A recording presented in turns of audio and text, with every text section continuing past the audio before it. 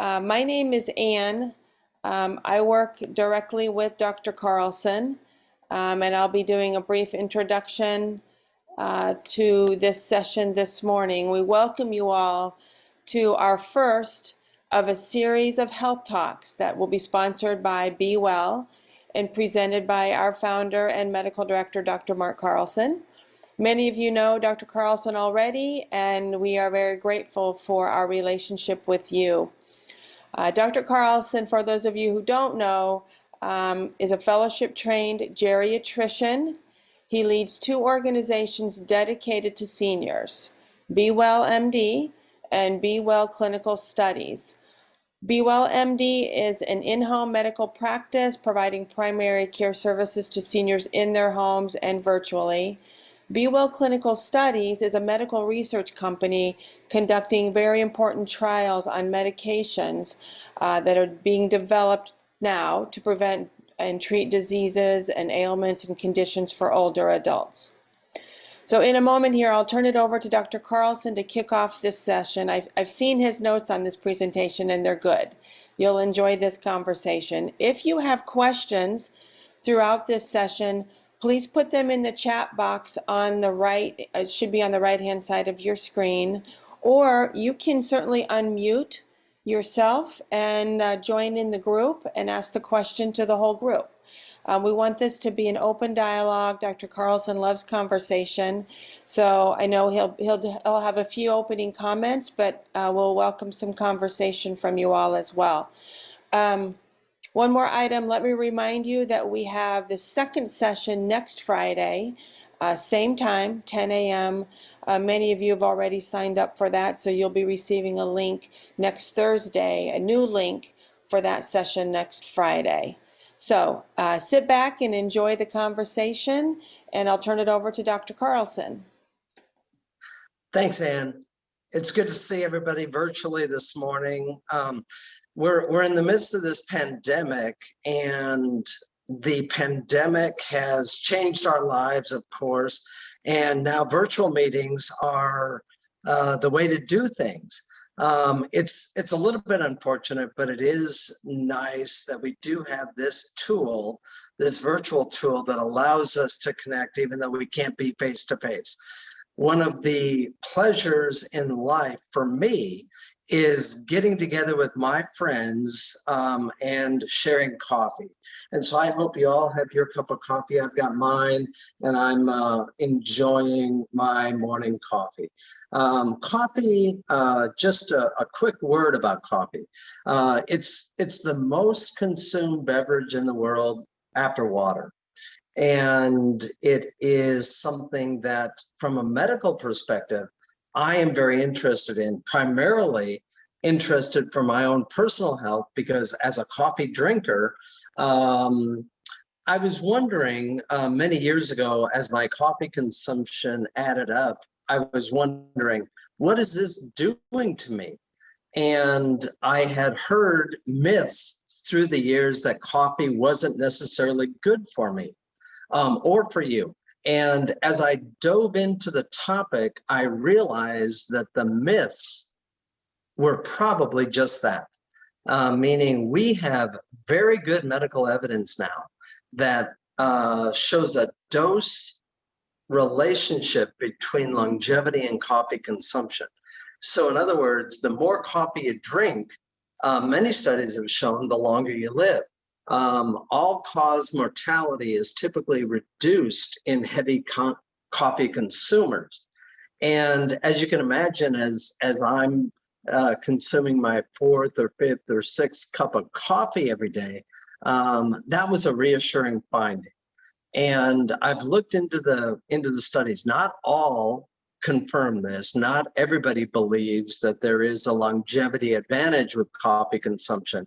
But I actually believe that there is, and I recommend coffee consumption regularly to the elders that I help care for. So anyway, I hope you enjoy your coffee, and now we'll talk about this crazy pandemic for a little bit. And forgive the title, the best pandemic ever. It really is, in some cases, the worst of times, for those of us who have been directly affected by the pandemic, if we've lost loved ones or if we've become significantly ill ourselves. And with the pandemic, however, we have seen some benefits, some side benefits. And so forgive the glib title. And I just want to go through a few of the benefits that we've seen because of the pandemic. And so the first one is a more proper perspective about many aspects of life. I think that we all recognize how important we are to each other. And although our culture is oftentimes in conflict, the experiences that we've all had with the pandemic, where we've been more isolated, having to do things virtually through Zoom or other video conferencing platforms, it just makes us appreciate, hopefully more, how important our friends and family are to each of us. And I know personally, I have learned this lesson, and I think we're also seeing it in the broader work culture. Many people are reconfiguring their lives, reconfiguring how they look at work and their relationship with work, and it is something that is going to be long lasting, hopefully in a good way. And usually these big periods of change do ultimately yield a better way of life. And hopefully we're in that transition where, even though this is very painful for many, if not most of us or all of us, I do hope that the perspective on life is going to be better for almost all of us. So I don't know if anybody has any stories to share or aspects about this part of the pandemic, but I'd welcome any comments if anybody has any.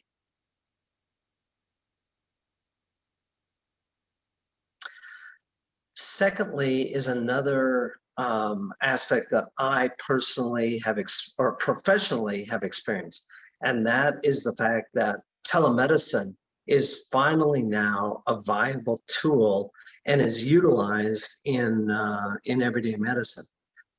Telemedicine has been available for the last 15 years or so, but it really has struggled to get a toehold and become part of everyday medical practice. However, with the pandemic, we have seen telemedicine now come to the forefront.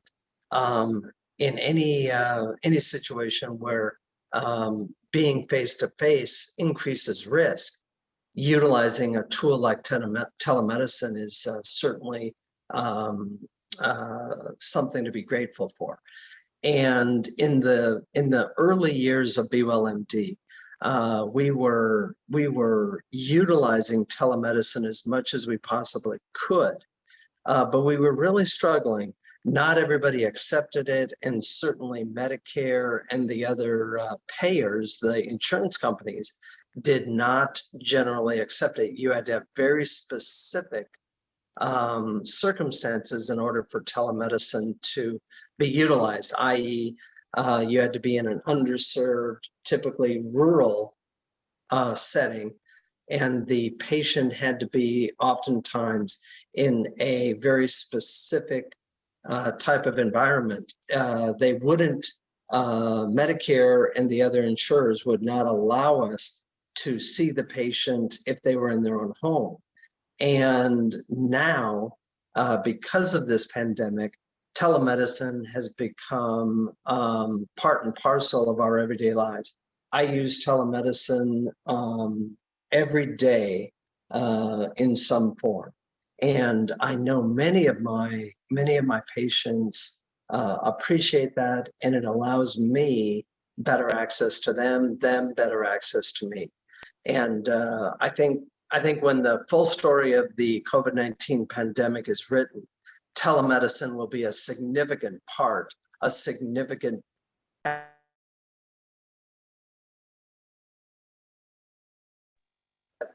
advantage that the pandemic has foisted upon us.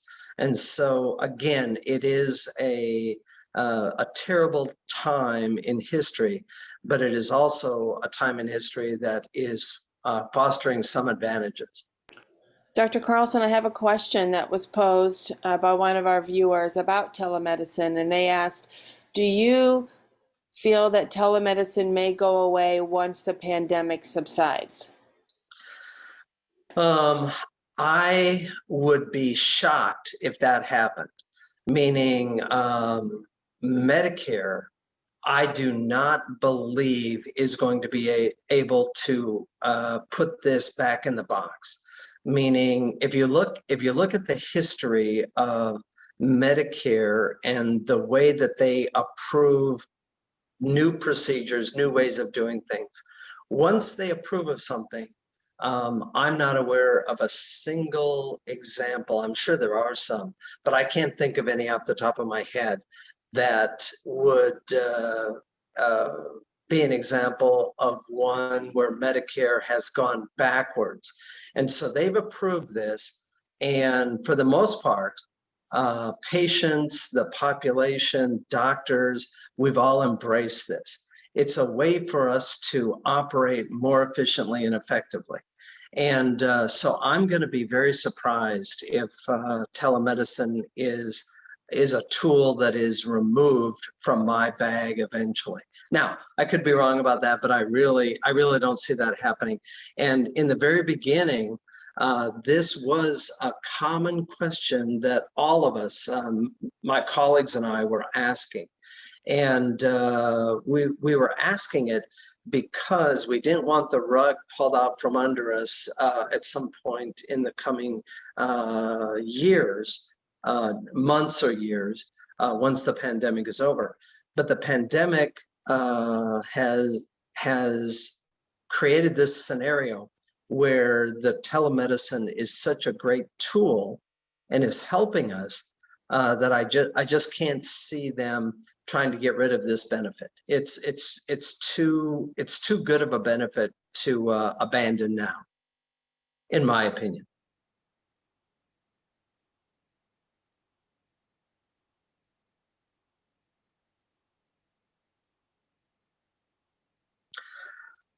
So the next benefit is that our public health organizations are better prepared for the next pandemic.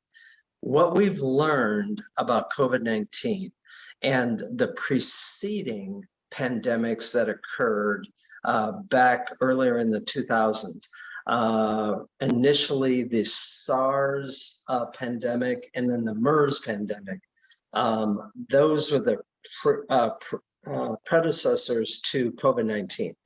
And with those earlier pandemics, which were much smaller in scope and effect on the world population, of course, but the public health organizations did start the process of figuring out what's going to happen when COVID-19 was here.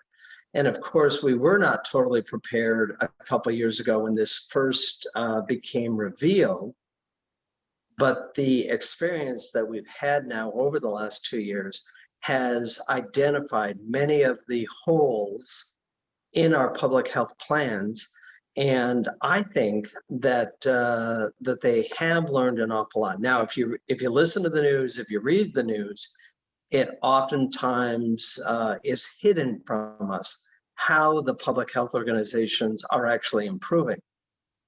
But if you look at the big scope, if you look at the big picture, going back to what the different administrations did previously, they didn't do it perfectly, but they did start the preparations, and now the preparations are going to be vastly better. And unfortunately, I do have to share with you that I believe that we are going to experience another pandemic probably in the next, excuse me, sometime in the next 15, 20 years again. Unfortunately, that is the nature of these organisms, of these virus. They mutate, and it is likely to happen again. But when it happens again, we are we are better prepared for the next one, better prepared in terms of how the public health organizations are going to respond. And from a medical standpoint, we have better tools, and we know how to make these treatments and preventions available at a much more rapid pace than what we were used to before. And so again, another silver lining that is oftentimes hard to see while we're in the moment. But I do think that the public health organizations have learned an awful lot about this. And I have a question from another viewer, Dr. Carlson, on this particular silver lining. And they ask, do you feel that there were lessons learned about helping our age group deal with pandemics in the future? Yeah, in terms of elders, yes and no. I think the lessons about protecting the elders was learned, but in the broader scope, the protection of elders was where, in my opinion, we should have focused the vast majority of our energy.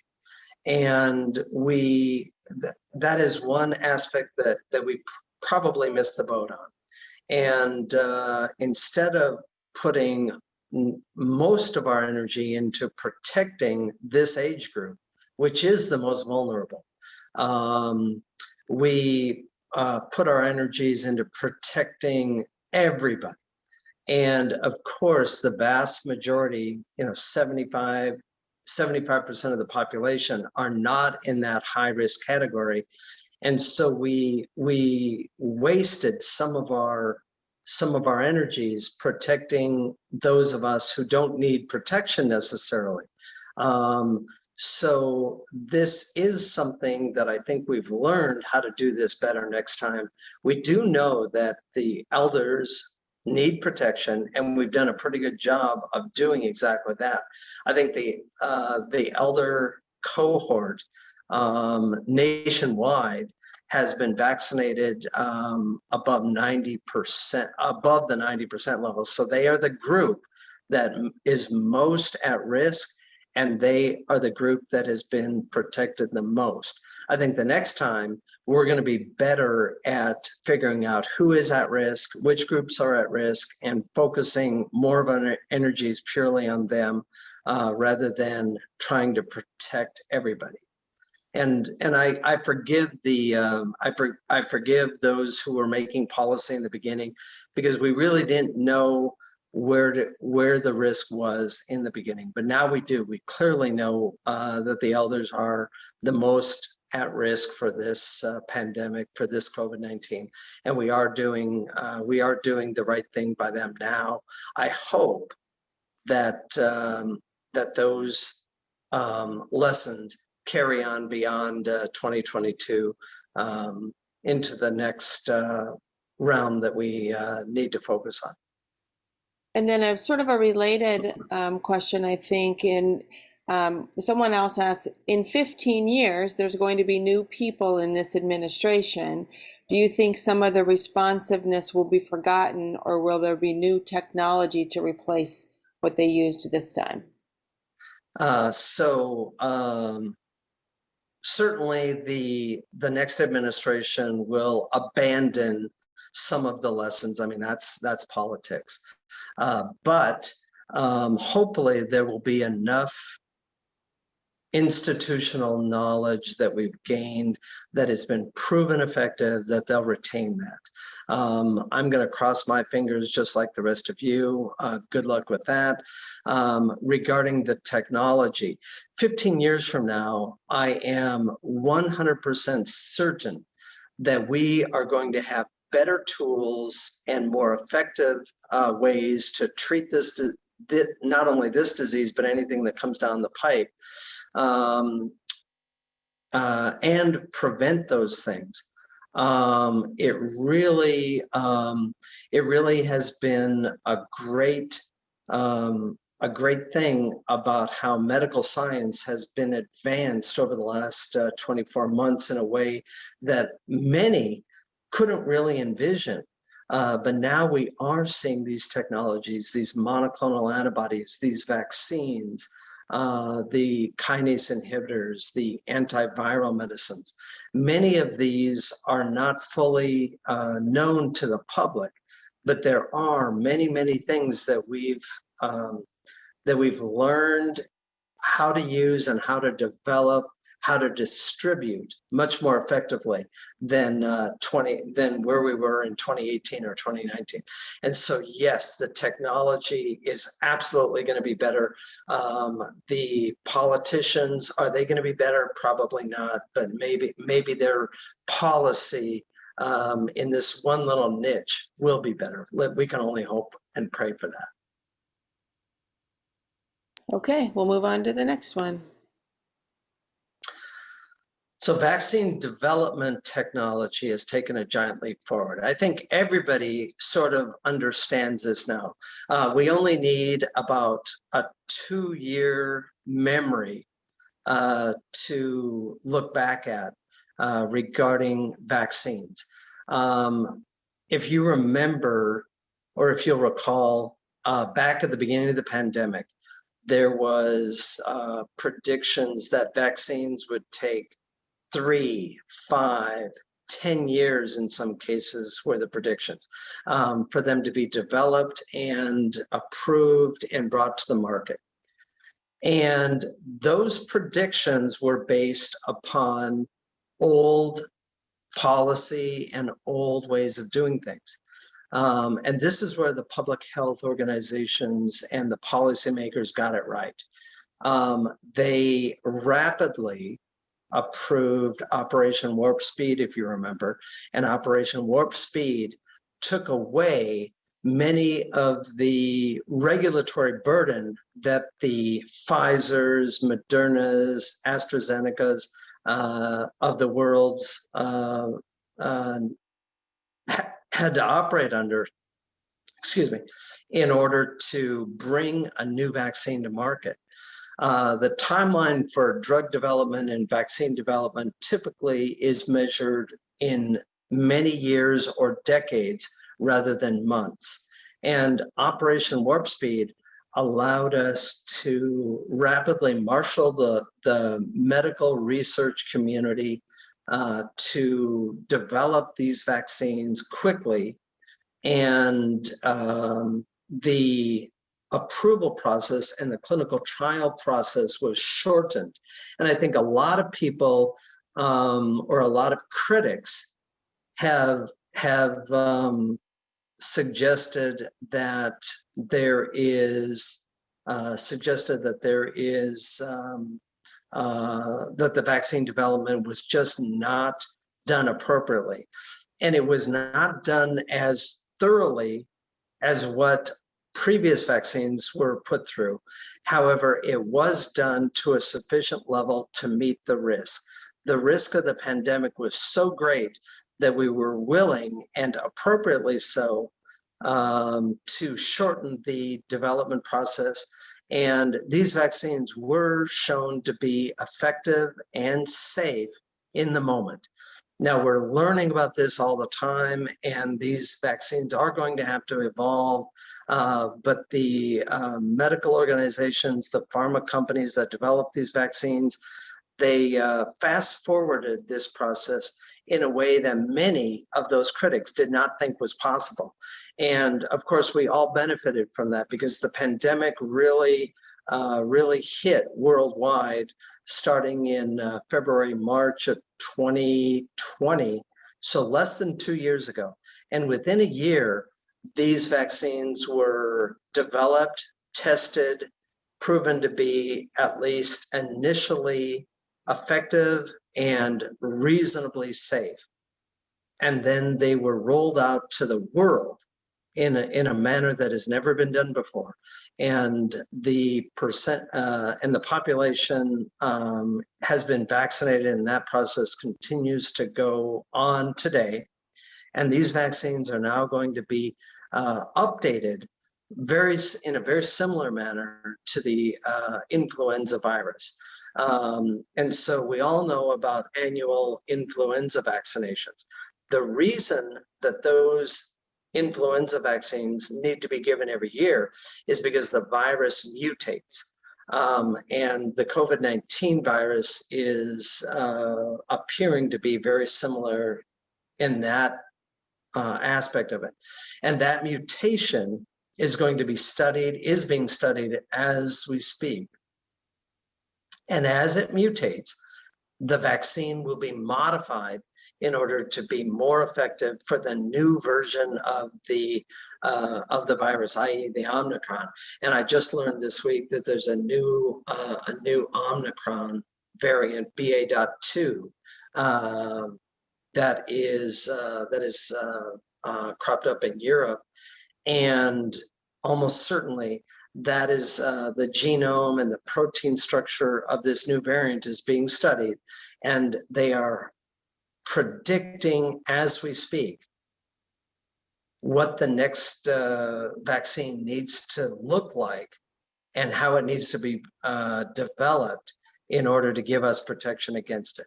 And so I wish I could tell you that the vaccines are going to not be needed, but unfortunately it looks like vaccines for COVID-19 and this disease is going to be part of us. But because of this vaccine development, we are going to be able to continue this process. And I'm very optimistic about the treatment and the preventions that are on the horizon, not only for COVID-19, but for other infectious diseases that we may face in the future. So this is a hot subject, Dr. Carlson. We're getting a few questions related to this particular silver lining. The first one is, what are your thoughts on a fourth vaccine for immunocompromised people and when to take it?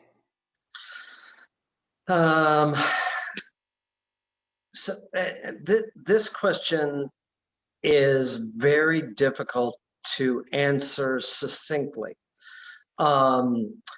My personal opinion, looking at all the data that we have about the initial vaccination followed by boosters, and then taking into account natural immunity. The booster right now, I think the fourth booster shot is something that I am personally not recommending to my patient population yet. And I may never recommend it.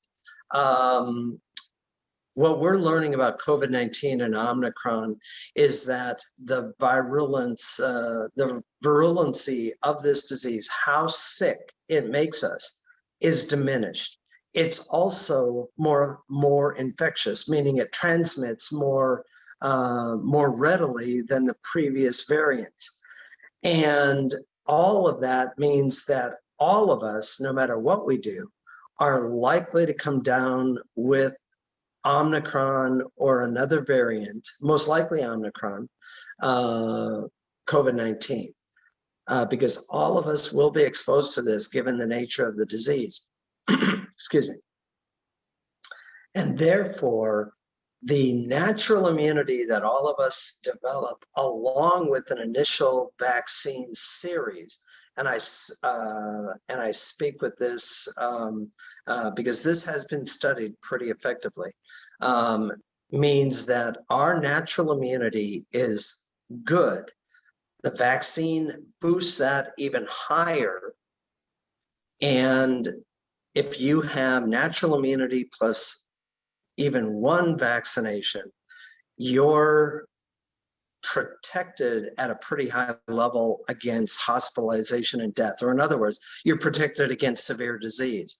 And so adding a fourth booster shot to natural immunity plus an initial series of vaccination is probably not going to add a whole lot. So personally, I don't recommend that, and I'm skeptical that I'm ever going to recommend this. And this is one of the areas that has become so politicized that it really is hard for the layperson to understand what is being recommended. I would encourage everybody to talk to your doctor about it. If you've already had COVID-19 in some form and an initial booster series, whether it's one shot, Johnson & Johnson, 2 shots, Moderna, Pfizer, or the initial series plus a booster, I really question whether adding the fourth booster shot right now is doing any good. Now, I do also want to say that the new versions of the vaccines are being developed as we speak. And these new versions are very similar to the new versions of the flu vaccine that is developed every year, where they are taking the current version of the virus, the current mutation, and predicting into the future what the vaccine needs to look like in order to confer additional immunity beyond what everybody has naturally. And so when those new versions come out, I think then I'm going to be recommending that to almost everybody.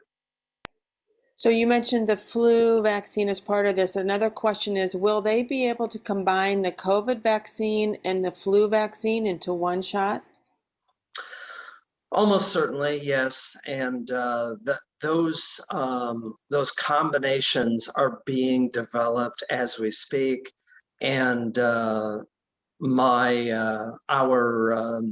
clinical research practice, Be Well Clinical Studies, will very likely be participating in some of those vaccination studies.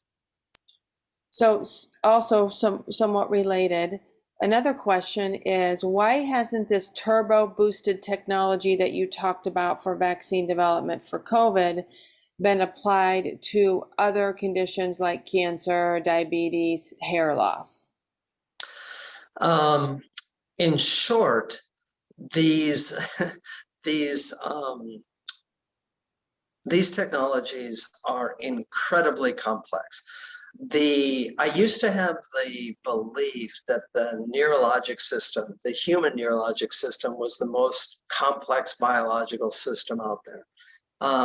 But as we learn more and more about the immune system, we may find that the immune system is actually more complex. I'm not sure about that, don't quote me. But the challenges that we face as a medical science community to develop these kind of things are enormous. And when a layperson looks at the types of vaccines that are available, and then the explanations about how antigens and antibodies interact, antigen being a protein and then an antibody, another protein that reacts to the antigen. It seems on the surface very simple, but as we peel back layer after layer after layer, we learn the complexity. And I'll tell you one story that is fascinating that some of you may have heard of is the respiratory syncytial virus story, RSV. And if you look back at that, back in the 60s, after the success of some of the early vaccinations like polio vaccination against poliovirus, there was great enthusiasm towards developing these vaccines for anything that we could think of infectious.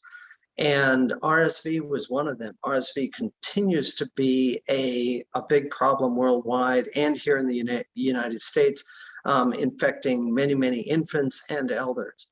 The RSV experience was put on hold for basically 40 years or largely on hold for 40 years because of a bad experience where there was vaccine enhanced immunity that led to a couple of very unexpected and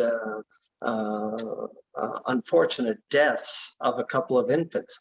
And so that put a halt to the development, and we still to this day do not have an RSV vaccine. However, those RSV vaccines, with the advancement of protein biotechnology over the last 20 years, we now do have an appropriate target and a safe way to do it.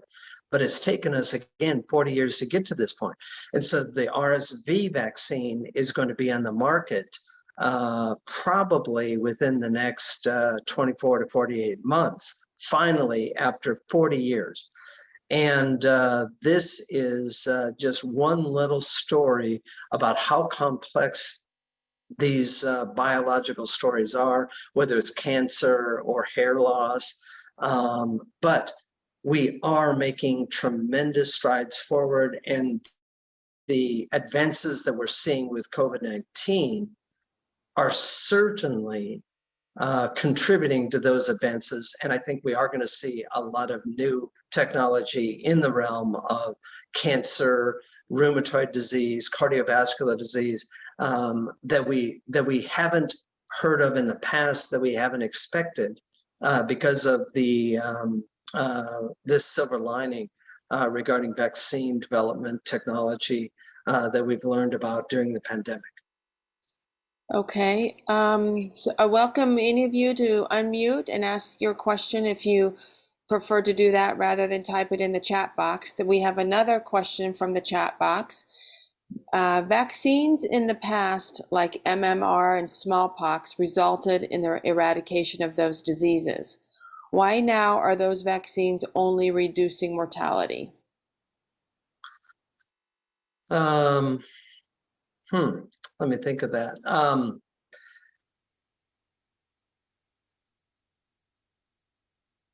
I think the vaccines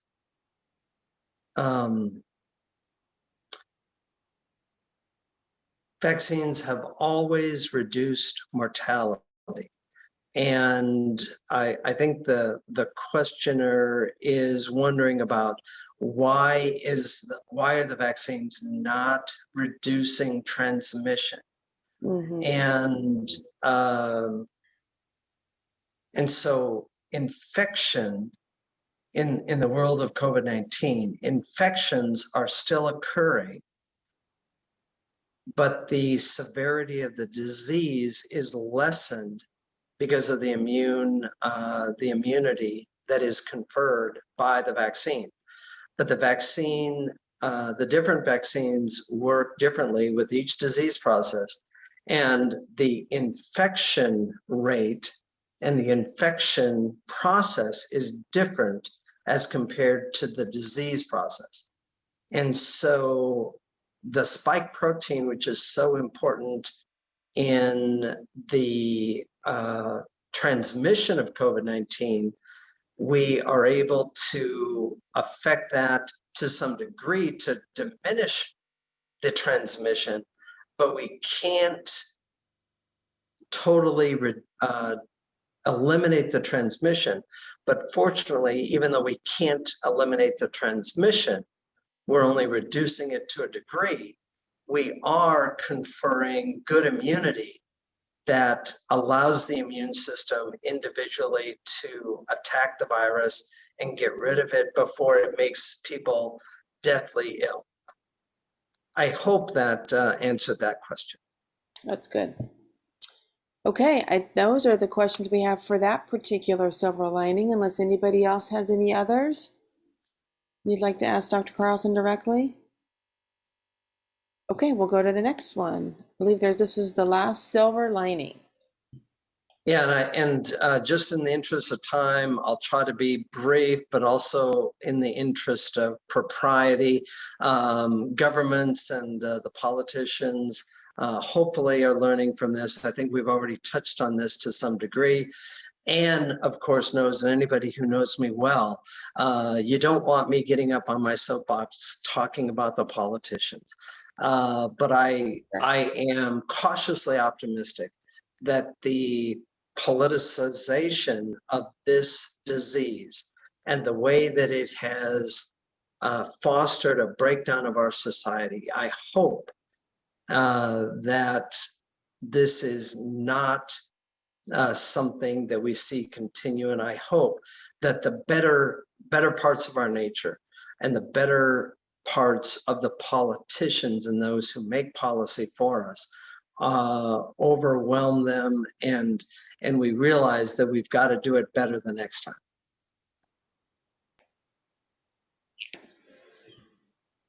All right. Anything else from anybody? Hopefully that took time for you to have your 1 cup of coffee. And there's still morning left and ready for another cup. I've still got mine. Any other questions or comments? Let me see. We think we just got maybe another one. Oh, we got to thank you for the good information that you shared, Dr. Carlson. You're very welcome. All right. Well, if there's no other comments or questions, we hope to see you next Friday for this second session. Many of you are already registered. If you haven't, please go online to Stay Healthy, Stay Home and do that, and we'll send you your link. Yeah, the drug development process is fascinating, and hopefully I'll be able to peel back some of the curtain next week as to how that process is unfolds, and how you might be part of the process as well. Wonderful. Please, for a sneak peek into that session, go to our website, and Dr. Carlson has a blog on this topic, and it's up and active, and so you can read a little bit about it before we see you next Friday. All right, everybody, have a good Friday. Have a great weekend. We'll see you soon. Thank you. Thanks, Anne. Be Bye-bye. well.